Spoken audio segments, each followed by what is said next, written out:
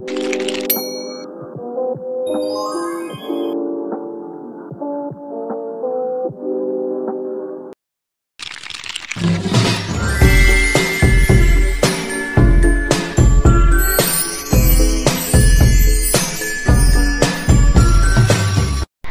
siang semuanya, kembali lagi dengan saya, Cynthia Urmoli Pangaribuan, dengan NIM 0701 12823285154 dari jurusan Ilmu Administrasi Publik, Fakultas Ilmu Sosial dan Ilmu Politik, Universitas Sriwijaya. Yang terhormat Ibu Alvina Septiani SAPM SI, selaku dosen pengampu pada mata kuliah Keuangan Publik. Nah, di sini saya akan mereview kembali pada pertemuan kedua, yaitu kami membahas tentang pengertian barang publik, eksternalitas barang publik dan implikasi pengelolaannya, perbedaan administrasi keuangan publik dengan administrasi keuangan swasta, dan prinsip pengelolaan sumber daya sektor publik. Nah, kita masuk kepada pengertian barang publik. Menurut Undang-Undang Nomor 7 Tahun 2014, barang adalah segala benda, baik yang berwujud maupun tidak berwujud, bergerak maupun tidak bergerak, dipergunakan atau tidak habis digunakan. Menurut Paul A. Samuelson 1954, barang publik memiliki karakteristik unik. Barang ini dapat dinikmati oleh semua orang tanpa mengurangi manfaatnya bagi orang lain. Artinya, setiap orang yang bebas mengakses barang tersebut tanpa batasan dan persaingan. Menurut Nicholson 2002, barang publik memiliki dua sifat umum. Yang pertama yaitu non-eksklusivitas. Semua orang bisa menikmati manfaat barang ini dan tidak ada yang bisa melarang untuk menggunakannya. Contoh seperti jalan umum. Yang kedua yaitu non-rivalitas. Penggunaan barang publik oleh satu orang tidak mengurangi kesempatan orang lain untuk menggunakan barang yang sama. Contohnya penerangan jalan umum. Jadi, kesimpulan pengertian barang publik adalah barang atau jasa yang manfaatnya bisa dinikmati oleh semua orang tanpa mengurangi manfaat tersebut bagi orang lain dan juga menggunakannya. Barang ini memiliki sifat non-rival atau penggunaan oleh satu orang, tidak mengurangi peluang bagi orang lain, dan non-eksklusif atau tidak ada yang dapat dilarang untuk menikmatinya. Yang kedua yaitu eksternalitas barang publik. Menurut Nicholson 2002, eksternalitas adalah dampak dari aktivitas satu pelaku ekonomi terhadap kesejahteraan pelaku ekonomi lainnya yang tidak dihitung oleh mekanisme sistem harga normal. Teori ini menekankan pada dampak non-pasar yang memengaruhi pelaku ekonomi lainnya secara langsung. Eksternalitas dilihat dari dampak yang ditimbulkan memiliki dua macam bentuk, yaitu eksternalitas positif adalah manfaat yang diterima oleh pihak ketiga selain penjual atau pembeli barang jasa tanpa ada pembayaran. Contohnya, menurut Muklis 2009, vaksinasi tidak hanya melindungi individu yang divaksin, tetapi juga masyarakat dari risiko penyebaran penyakit. Yang kedua yaitu eksternalitas negatif. Ketika terjadi kegiatan ekonomi, baik produksi maupun konsumsi, memberikan dampak buruk pada pihak lain tanpa adanya kompensasi. Menurut Fauji 2004, dampak ini biasanya tidak terakomodasi dalam harga pasar. Jenis eksternalitas berdasarkan dampak menurut Prasetya 2012, eksternalitas dapat dibagi menjadi 4 jenis. Yang pertama yaitu produsen terhadap produsen. Dampak aktivitas produsen terhadap produsen lain seperti limbah pabrik, hulu sungai yang mempengaruhi perikanan di hilir. Yang kedua yaitu produsen terhadap konsumen. Aktivitas produsen mempengaruhi konsumen, contohnya polusi udara dari pabrik yang merugikan masyarakat. Yang ketiga yaitu konsumen terhadap produsen. Aktivitas konsumen mempengaruhi produsen, misalnya limbah rumah tangga yang mencemari air sungai yang digunakan oleh pabrik es.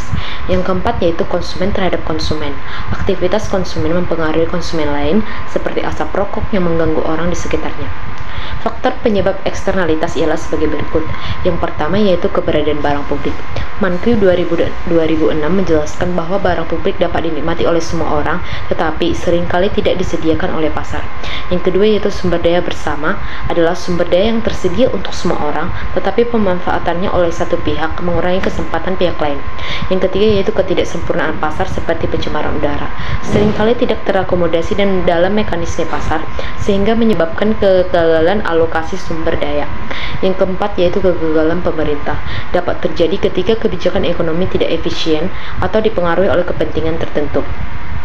Nah, kita masuk kepada barang publik dan implikasi pengelolaannya. Menurut Heyman 2002, barang publik adalah barang yang bersifat non-rivalrous dan non-excludable. Non-rivalrous berarti barang tersebut dapat digunakan oleh lebih dari satu orang tanpa mengurangi manfaatnya untuk orang lain, sedangkan non-excludable berarti bahwa tidak ada individu yang dapat dikecualikan dari pemanfaatan barang tersebut, sehingga semua orang bebas mengaksesnya tanpa batasan. Karakteristik barang publik dari Heyman 2002 menjelaskan bahwa terdapat dua karakteristik utama barang publik. Yang pertama yaitu non-rivalry. Barang publik bersifat non-rivalry, artinya barang tersebut dapat dinikmati oleh banyak orang secara bersamaan tanpa mengurangi jumlah atau manfaat yang tersedia. Yang kedua yaitu non-excludability. Menurut Isma, Irawan, dan Miliani 2025, non-excludability berarti semua orang memiliki akses terhadap barang publik tanpa terkecuali. Yang keempat yaitu perbedaan administrasi keuangan publik dengan administrasi keuangan swasta. Menurut Supomo 1999, administrasi keuangan adalah pengelolaan aktivitas yang berhubungan dengan penerimaan dan pengeluaran untuk mencapai tujuan organisasi. Ini mencakup perencanaan, pelaksanaan, pengawasan, dan keuangan. Menurut Schreier 2015, administrasi keuangan publik mencakup pengelolaan keuangan oleh organisasi sektor publik, termasuk provinsi, kabupaten, dan kota. Fokusnya adalah penggunaan dana untuk membiayai kebutuhan masyarakat. Perbedaan utama administrasi keuangan sektor publik dan swasta yang pertama yaitu mengenai tujuan.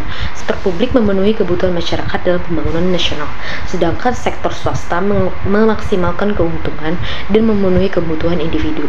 Yang kedua yaitu sumber dana.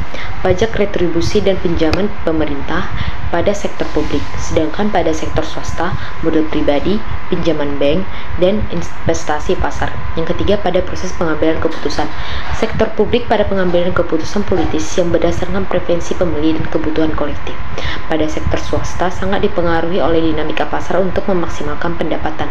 Yang keempat yaitu pada pengaruh mekanisme pasar. Pada sektor publik kurang dipengaruhi oleh pasar karena orientasi non-profit, sedangkan pada sektor swasta sangat dipengaruhi oleh dinamika pasar untuk memaksimalkan pendapatan. Yang kelima yaitu prinsip pengelolaan sumber daya sektor publik menurut Robbins 2005. Ada 5 prinsip utama dalam pengelolaan MSDM sektor publik. Yang pertama yaitu penekanan pada manusia atau Supomo 1999, manusia adalah elemen utama dalam keberhasilan organisasi.